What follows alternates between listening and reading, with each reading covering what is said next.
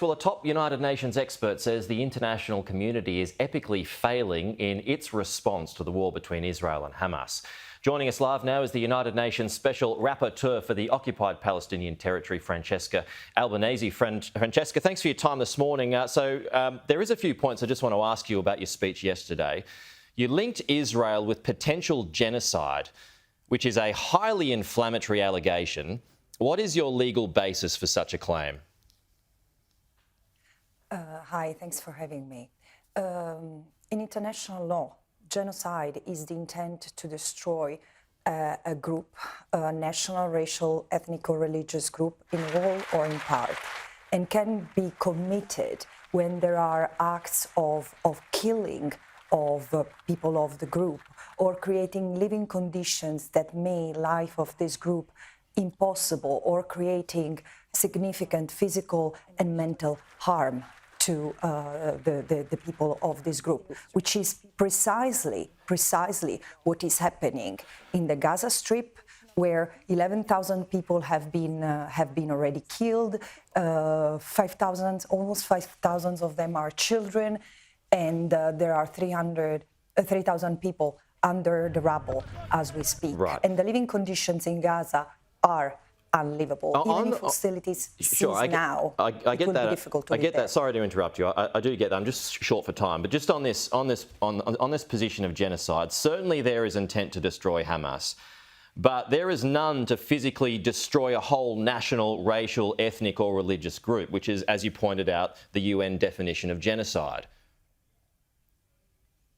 I respectfully dissent, because not only the cries and the statements that have been made by Israeli political and military leaders and supported by significant groups in the society are not to eradicate or destroy Hamas military capacity, are to flatten Gaza, to erase Gaza, to wipe out Gaza. And this is not That's not what they're saying. Gaza's military the leadership is not saying that. Well, yes, because one military leader says our goal is for destruction, not accuracy. I don't know if we read the same things, but the destruction of Hamas. Look, I mean, no, because again, even members of the parliament have been calling to flatten Gaza, to erase Gaza. It's not about Hamas military. But this is the incitement, this is the intent, which is critical. At the same time, what's happening on the ground is that almost 50% of the civilian infrastructure has been either destroyed or severely damaged and cannot be used to restore civil life.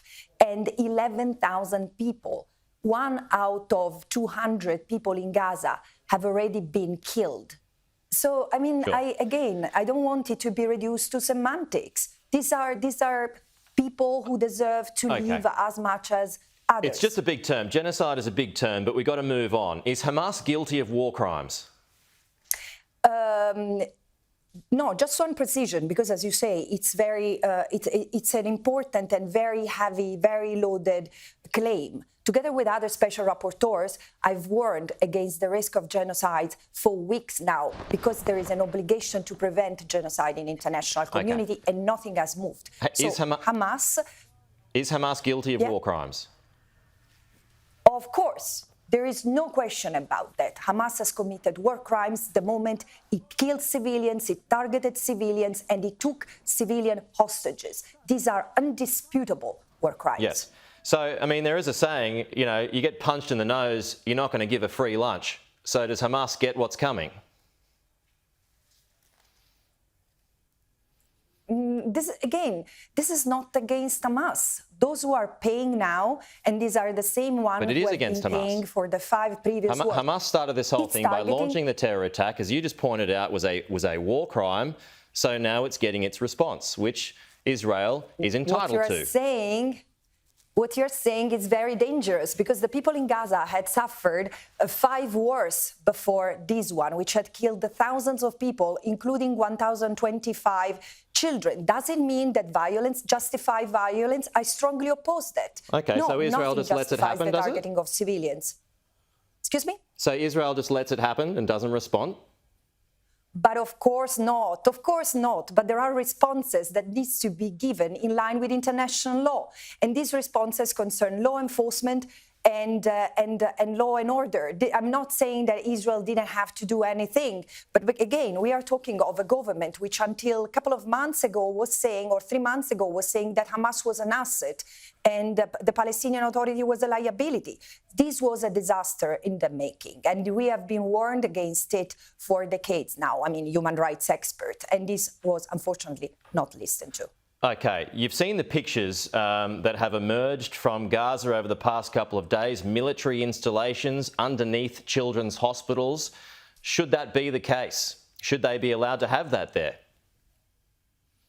The thing is that there shouldn't have been a blockade for 16 years enabling Hamas to rule over Gaza as it has done against the will of the people and building whatever it has built. The situation was abnormal before the 6th of October. And again, this is where the human rights community has cried out for asking for an end of the blockade for 16 years now. Just finally, do you support a two-state solution on the basis of pre-1967 borders? I mean, as a human rights expert, I'm not supposed to have any opinion on the political solutions. I know that there is an international consensus to have a two-state solution, and this is what this is what I comment on. But a two-state solution cannot happen while Israel continues to maintain and build the colonies in the West Bank and East Jerusalem and continue to maintain a military presence in the occupied Palestinian territory, which has turned into a vehicle to allow the expansion of colonies. Gaza's not occupied. It's ceded control. Did it not cede control in 2005? No. What was eliminated, what was taken away in 2005 was the presence of the colonies. But Gaza has remained very much occupied, and not only because there is control of land, air. Can I finish? There is not just the control of air, land, electromagnetic space and sea space, but there is also a very tight control of what enters and what exits Gaza, including with the right that Israel has reserved itself to carry out preventive strikes, which have killed many in the Gaza Strip. No, Gaza is still occupied, and there is a wall-to-wall consensus in international community, including ICRC, which is normally quite restrained. I mean, everyone has concluded that Gaza is still occupied through modern methods of warfare, even if it doesn't have boots on the ground. There is effective control. We are out of time. Francesca Albanese, appreciate your time, though. Thank you. We'll talk to you again later.